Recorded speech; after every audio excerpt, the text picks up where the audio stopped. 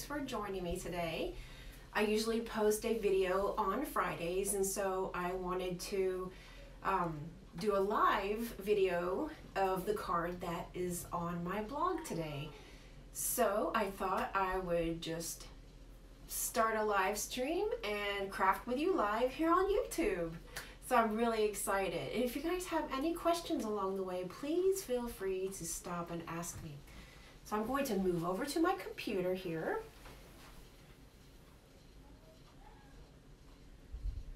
I do want to share a couple of pieces of Happy Mail.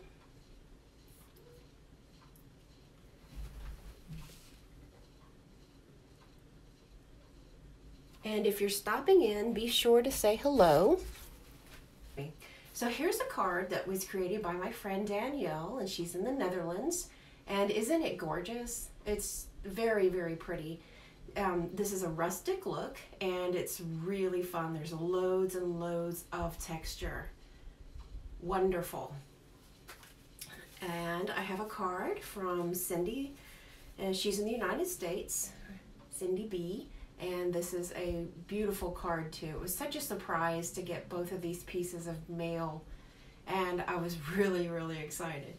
So if you're just joining me, then feel free to pop a comment and say hi, good morning, or maybe it's good evening for you. And we will get started with our craft project. I've got a really fun card that's on my blog today. It's going to have a technique that is adding ink blending on top of a pre-cut piece of paper, which would be a die cut. So we're going to put ink blending on top of the die cut to get a really unusual look versus if we were to color the paper first and then do the die cut. It gives a different look, and there's different things that we can do with that die cut that we can't do if we do the die cutting after the paper is colored. So I'm going to move over to my desk, flip the camera around, and we will get started. Hopefully it will let me flip the camera around. Okay.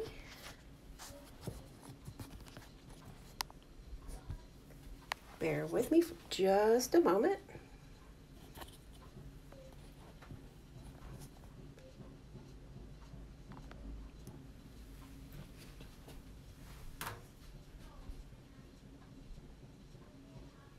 Hey Joe, glad you could join me. I did do a live video on my Facebook channel this past week, but the card project was a complete and total flop. The technique that I created was good, but the rest of the card did not come together. It did not come together at all. So this was a great opportunity for me to go back to the drawing board and be able to get something that I was a little bit more happy with. And I know that happens to many of us. This is the card that's on my blog today, and I have created that with beautiful Promenade stamp set.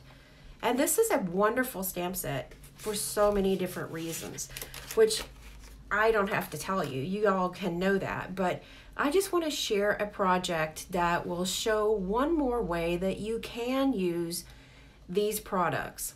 Now, I also want to mention that these products are available today in my online store. So you can go to my online store by visiting my blog at jennyhalldesign.com and just click where it says shop now. That'll take you to the Stampin' Up shop, and you can purchase these supplies that we're using today. So this comes in a bundle, and it is 10% off, which is really great because who doesn't love a discount on their craft supplies? I know I do. So I've already created the die cuts because this card is going to be basically all die cuts except for our stamped greeting. So I've got 3 colors that are going to be used on this project. It's Daffodil Delight, Flirty Flamingo, and Soft Suede. And we're going to use each one of those stamp pads with an ink dauber. Hi Jan, good morning. I'm so glad that you could stop in. So this is going to be a very, very simple project for you to duplicate. And you could do, oh gosh, maybe a million different color combinations to get this same look. And if I had more time, I would go into a lot more color combinations. But for today, I want to duplicate this card here. So as I mentioned before, there is a difference whenever you add color to a piece of paper before it's die cut and after it's die cut. It will give you a different look, and we will see exactly what kind of look it gives you. Hi, Stampin' Get Inky. So as you can see, this is a very simple color combination, and the way that the sponge dauber can work its way around all of the little intricate lines in the die cutting is different than if it were first inked on paper and then die cut, because the sides would have the color of the cardstock show through. You know, when the die goes through the paper, then it's going to cut. And as you can see, that yellow goes all the way to the edge down to the bottom, and it's only the back side that doesn't have any color, as you can see here. So this is a really easy color, and this is a really easy design that you could duplicate, and we're going to get started.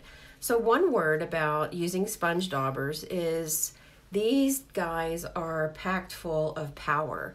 Whenever you use them, then it's like the ink is multiplied, and it just is so strong. So I cannot stress enough that using sometimes just what's already on the dauber is enough to get you a nice look. And some people use different ink blending tools. There's lots of different things. There's actual sponges. There are, oh my, so many different ways. I particularly like the sponge dauber because I feel like I have more control over it. So that's what I'm going to use today.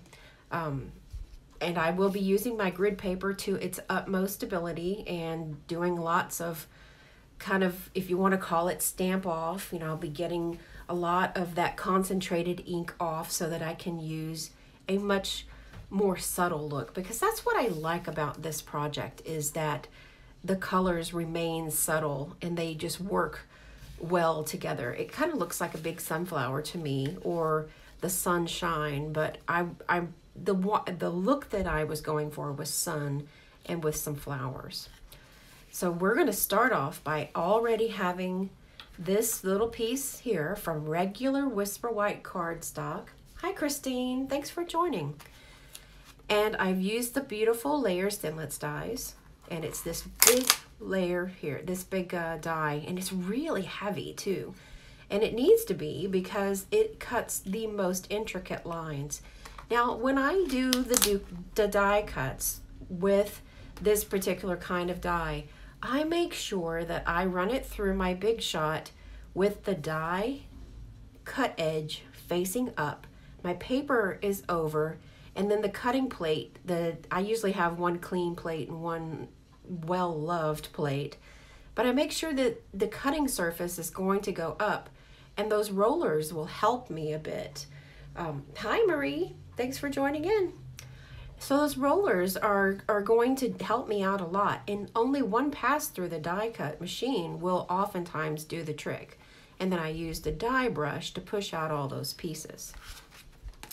And this is the die that I used for these leaves here, and they have the same kind of intricate look, which is why I chose to use it versus this piece that cuts out a more fulfilled looking leaf. So let's get started, and I'm going to use my first color of Daffodil Delight. But before I get inking, I'm going to test out to see how much ink is already on this dauber. And I see that there is some ink there. And knowing that I want to have a darker color on the outside, but fading into a lighter color, I'm going to try and see what's already on this And yes, I can see that I can get a light shade of yellow already. And that's going to take some of the mental pressure away from me of trying really hard not to get too much ink here. Because that's the part that not only myself, but other people tell me that they have the most trouble not adding too much ink. And believe me, it's not just one person. This is a lot of people, myself included. To keep those really heavy sponging marks not on your project is not easy to do. And it takes a couple of different factors all working together to make it happen. The first one is to have a well-seasoned implement, a sponge or an ink blending tool or whatever you're using to do your blending. If it has a really nice saturated coat of ink that has been loved over and over again, that will definitely help. The other is to practice with the pressure and make sure that too much pressure is not being applied. Another is to make sure that you get off a little bit of the ink so that you're just using a lighter coat, and then just start with an extremely light hand around the outside edges. And look how deep and dark that is already. That is an extremely big difference between the colors. So I really, really want to get a lot of that ink off. So as I mentioned earlier, the purpose of coloring the paper after it's already been die cut is something that you can already see. So the ink rolls around onto the side of the die cut, and if I were to have colored the paper before I made the die cut, then there would be a different look. So it's not hard for me to just use and I'm not using any pressure at all. This little dauber is just laying on the paper, lying on the paper, I guess I should say. And it is just floating there doing its business. It's getting all the ink to all the places in between the nooks and crannies of this very intricate die. And so we can see that it's not so hard once we set ourselves up for success first to be able to get the look that we desire. So this is a bit more yellow than this sample copy here, but that's all right. And it's very easy to go too dark. Like I said, the hard part is being able to get the look that you want of that light coloring, the subtle shading. That's the hard part, and it's hard for me too. So I'm going to move on to the next color, and that's Flirty Flamingo. And I really, really want to make sure that I don't go too dark with this color at all. I'm going to start in the middle here because the middle is going to be covered up in the end. So it's okay if I have just a little bit more color here than I wanted to. And working in small circles, this sponge actually goes onto the sides of the die cut. So it's coloring the sides of the paper too, and it's going to give a little different look than if we had colored and then made the die cut. So I want this color to reach out into the die space just a little bit, not too terribly much, but just enough. I don't want it to be a pink medallion. I want pink to just kind of enhance some of the other colors. So I'll move over to Soft Suede. This looks a little purple, doesn't it? But it is brown. And I'm going to make sure that I get majority of that ink back off because it doesn't take much.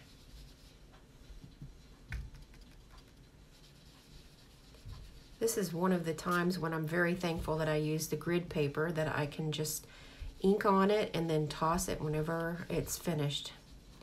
It's a beautiful thing for cleanup time.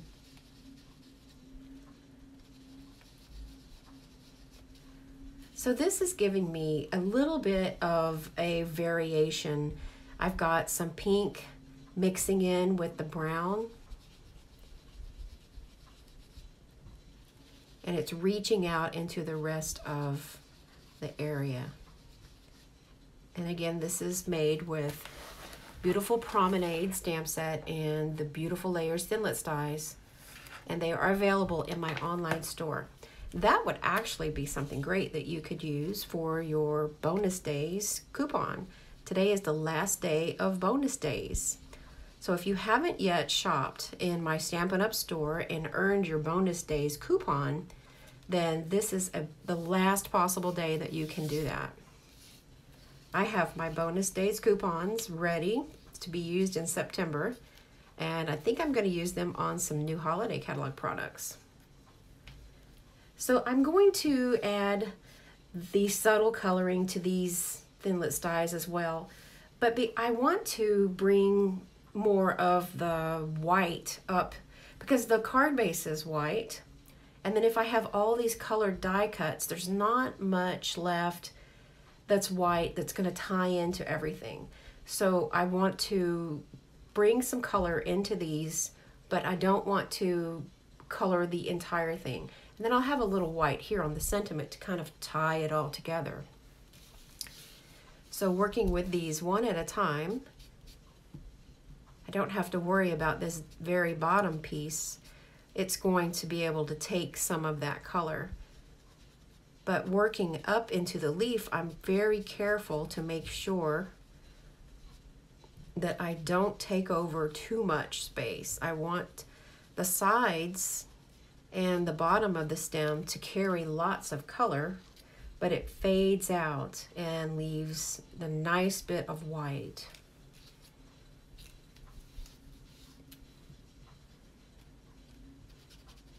So I'm going to color 3 of these. Ink blending projects can go pretty fast too. And then by going and moving in circles with that light pressure, I'm able to get the sides of the cut lines to really pick up some of that color. Hello, Karen, how are you? We've got some rain here in South Jersey. I'm not sure if you have that same rain in New York.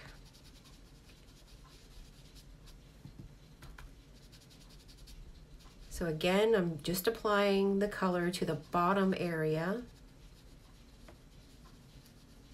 Not really adding any pressure at all. Just letting the dauber do the work for me. And we can see that it looks very striking, having the really dark brown contrasting with the white. So that's enough of the coloring.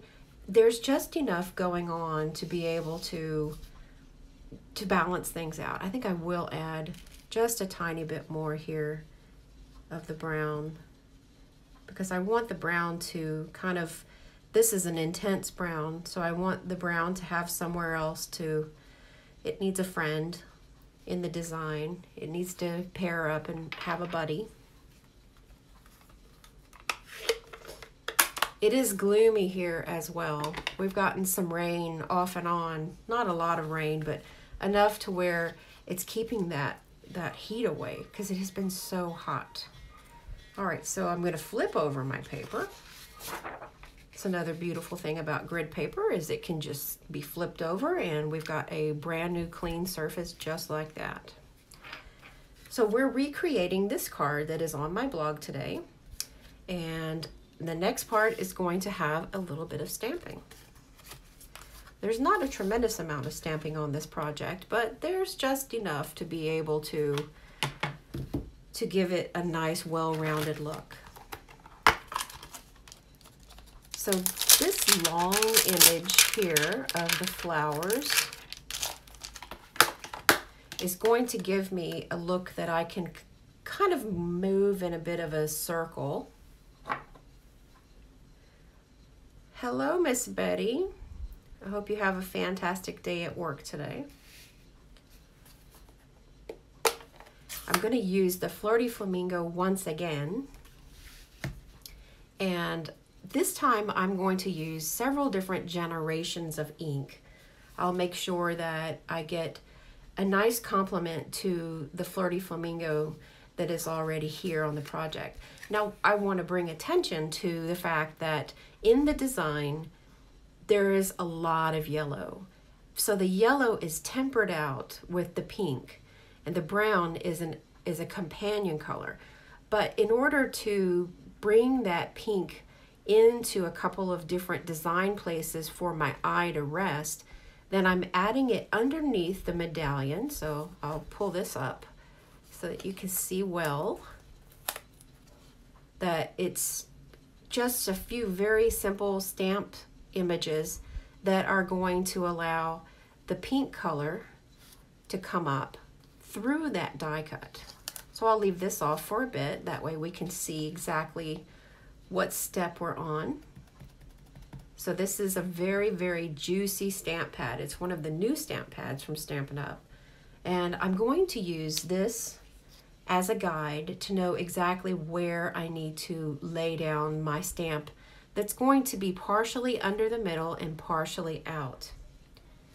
So I'll start right here, and I've got one generation of ink. Hi, Nancy.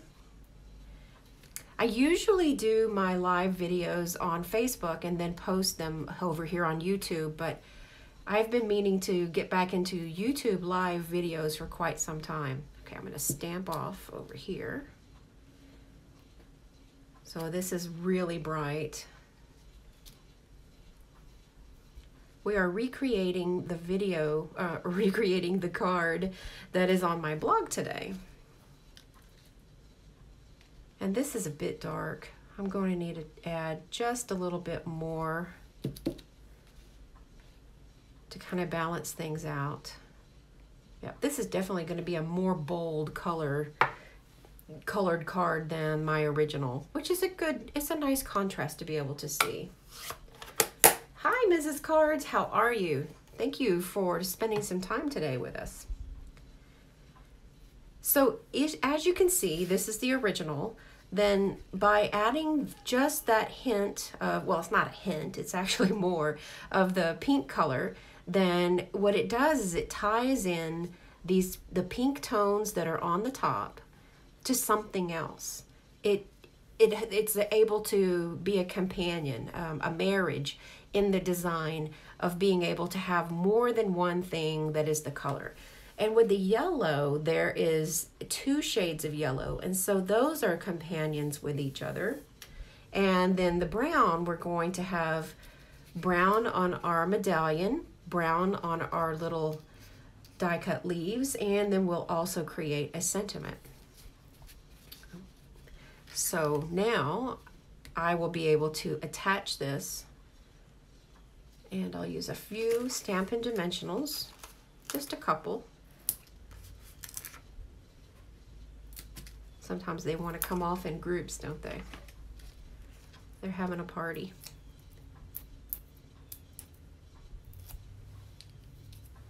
And I'll aim to have the pink colors up in the northwest corner.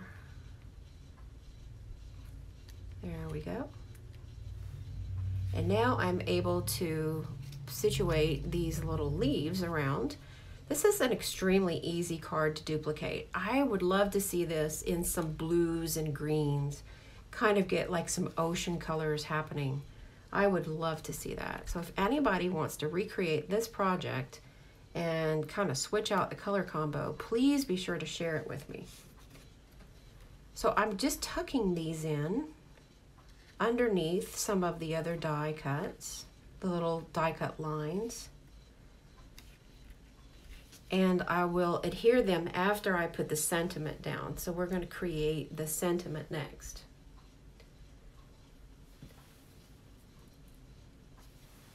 I've got everything ready on the side, and these are the basic adhesive back sequins. So if you want to get the all of the measurements and a whole list of all of the products I'm using today, then it's on my blog at jennyhalldesign.com. I'm going ready ahead of time.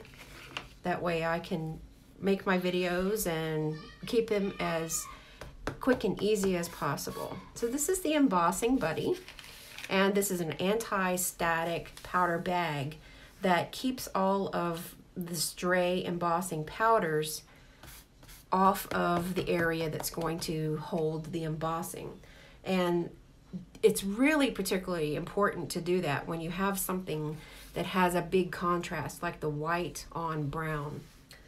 So Karen is asking, if we do duplicate with other colors, how do we share with you?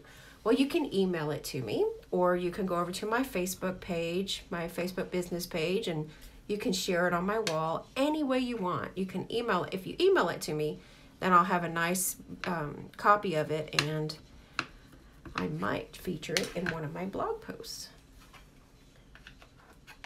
If I can get enough people that would like to do that, then I will be happy to make another blog post that has just all of your creations. There we go. So this says, "I'm here for you, friend." And I'm going to sprinkle on the white embossing powder. So if you're new to card making, then maybe some of the shortcuts that don't get shown on camera are a little bit mystifying. And one of the things that struck me when I first got into card making was the fact that there's so many things that are left out of tutorials, and that's in order to cut down the time, because so many people watch tutorials. But if there is ever something that you would like to see and you're new to card making, then please, by all means, ask. I'm just adding a little bit more because I noticed that part of the sentiment did not get enough embossing powder on it. So I'm going to just add a little bit more. And that's why I use that coffee filter to kind of catch that embossing powder. Hello, Katya, how are you? So now's the loud part where we have to run the heat tool. And I'm going to make sure that I get it nice and hot before I bring it over to my project. That helps me to not have my paper curl up and not have the paper warp. It also helps me to not overheat the heat embossed image, because if you were to keep the heat tool on the plastic, little tiny plastic beads, then they're going to corrupt. It's not going to be a nice little pretty plastic coated image anymore. It's going to be definitely something different. So I have done that before. It has happened to me. I'm sure it's happened to most of us where we go a little too hard with the heat tool. So let's see if I've got it warmed up enough.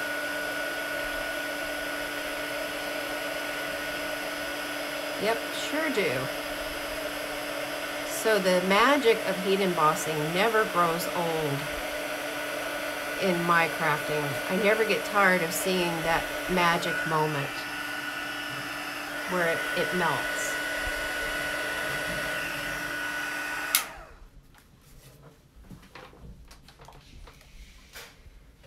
There we go. So this is going to be a nice little sentiment that's going to balance out the look in our design.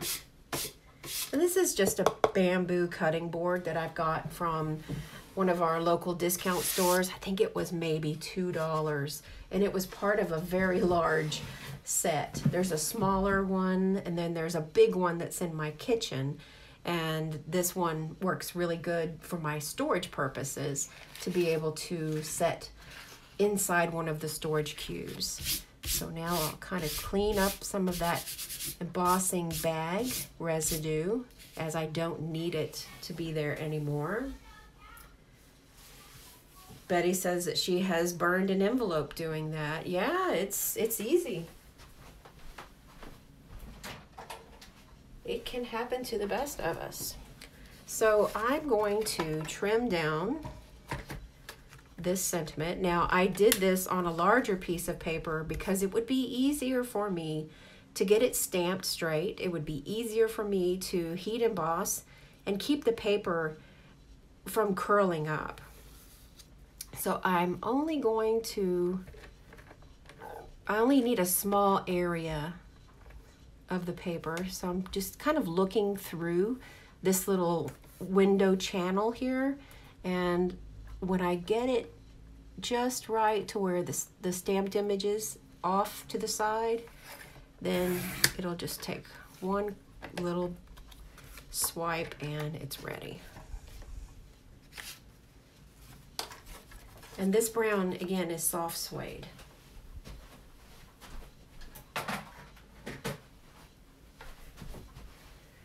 So back in with our card.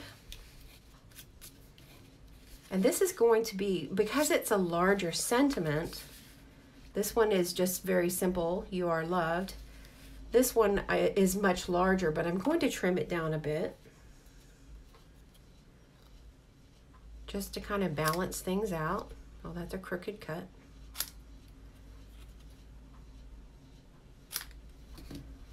That's much more nice.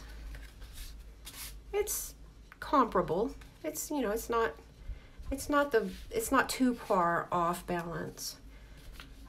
And because this is a long sentiment, this is a fantastic time for me to use these little side pieces of my Stampin' Dimensionals, because it's one long string of narrow, thin foam adhesive.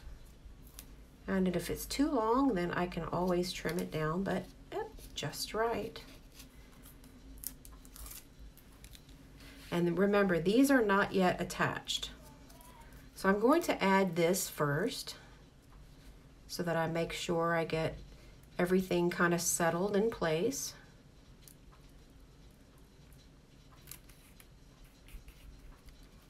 And that means I can come with some mini glue dots, which are not going to interfere with the medallion kind of being raised off of the paper.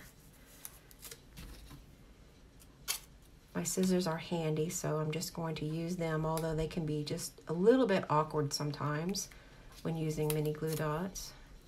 But I'm rolling the glue dot first on this release paper before I pull it away.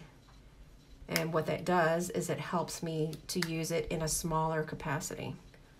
But my anti-static bag is not gone yet. I'm going to go back and use it again, and I'll show you how. So I'm glad I didn't adhere this one down in particular, because I want it to have its bottom hid underneath the sentiment. And this is the area that I'm aiming for, is where the connection of these three objects, where they intersect. It's going to give me a larger area for adhesive. So I'm going to put them in here. And if the adhesive goes all the way through, then I can just use my scissors or a paper piercing tool or my take a pick tool. Any of those things will be enough just to lift the medallion back up. The medallion gives a bit of texture that is not going to be, it's going to stand off, because this is a one-layer card. The only layer we have is our medallion that we've added. So as long as these pieces are going to stay in place during the mailing process, then we'll be okay. Yep, that's all set. So this card is featured on my blog today.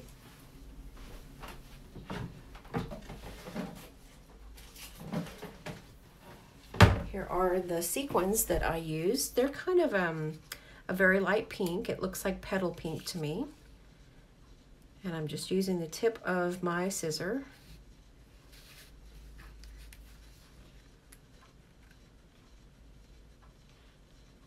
Try to put them in the same place that I put them for on this project here. I had one underneath. And and one more. I try to use them in threes. There's one more up here on the edge.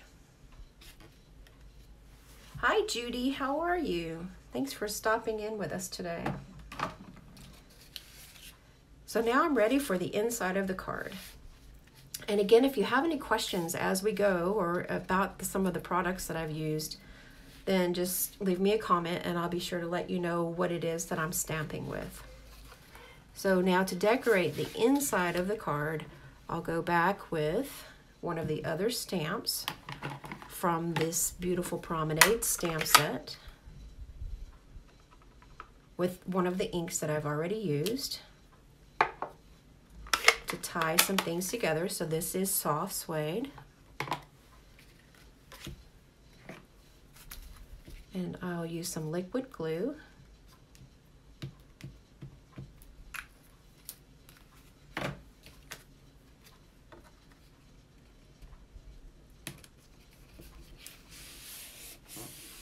Hi Julie, how are you? And that's it. This is a very simple card. This one is a bit darker than this, and I changed what the sentiment is so you can see kind of what the different looks are when you go heavier with your ink blending tools, which I used the daubers here today. And this is a much lighter, more delicate look. This one is definitely more like heat wave and this is a bit more toned down, like just a mild hot day, and this one is definitely sweltering hot heat wave day. And the inside of the card is the same for both of the projects. So again, I would love to see if you guys have some new color combinations that you would choose for this design. As you now see exactly how this card came together, then imagine this in blues and greens, or in yellows and grays, or pink and gray.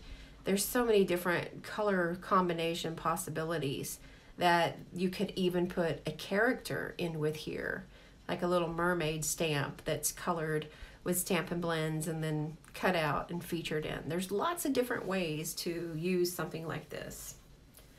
I would love to see it, Karen. Hi Rita, how are you? Well, thank you all for taking a few minutes to spend with me today on my YouTube channel.